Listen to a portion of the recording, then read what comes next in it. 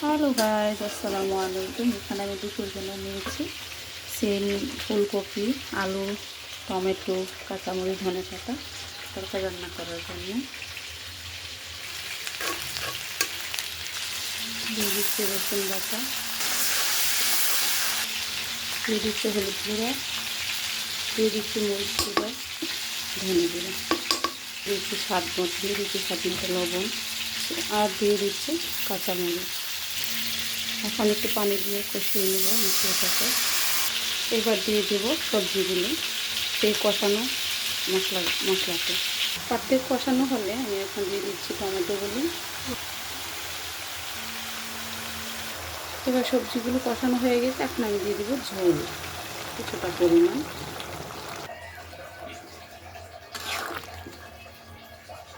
আমার তরকারি অলমোস্ট হয়ে গেছে, এখন দিয়ে দিচ্ছি ধনেপাতা।